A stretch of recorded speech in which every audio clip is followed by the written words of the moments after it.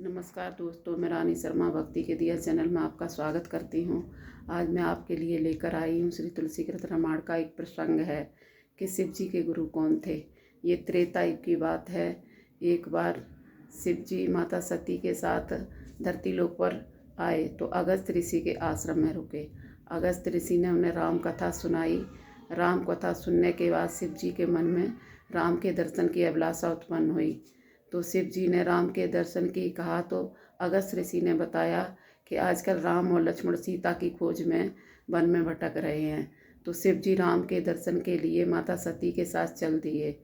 उनकी कुटिया पर पहुँचे तो राम सीता के विरह में दुखी थे। ये देखकर शिव जी को बहुत दुख हुआ। वो कुछ नहीं बोल सके और दूर से ही उनको प्रणाम किया और माता सती के साथ चल पड़े।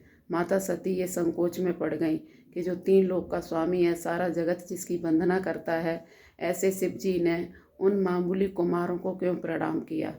उनके मन की दुविधा शिव जी समझ गए। शिव जी ने सती को कहा कि आप हमेशा कहती हो कि मैं किसके चिंतन में रहता हूँ, समाधि में क्या मैं भजन करता हूँ, तो मेरे गुरु कौन है। मेरे गुरु श्री राम हैं, वही मेरे आराध्य हैं, वही मेरे स्वामी हैं। लेकिन पार्वती को उनकी बात पर भरोसा नहीं हुआ।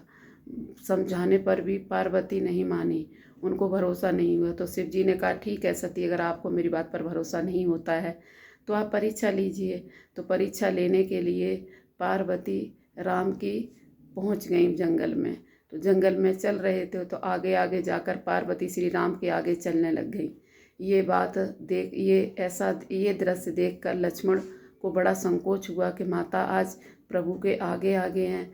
पर श्री राम माता सती के मन की बात समझ गए और उन्होंने माता सती को आदरपूर्वक प्रणाम किया और बोले, देवी आज आप अकेली अकेली, महादेव कहाँ पर हैं।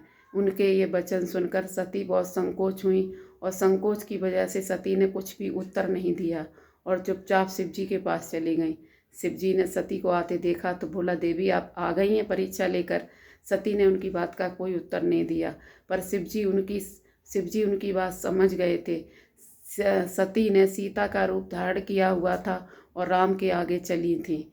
तो यही सीता का रूप धारण करने की वजह से शिव जी को क्रोध आया और शिव जी उनसे नाराज हो गए और मन ही मन शिव जी ने उनका त्याग किया। पर सती और शिव जी दोनों कैलाश पर चले गए।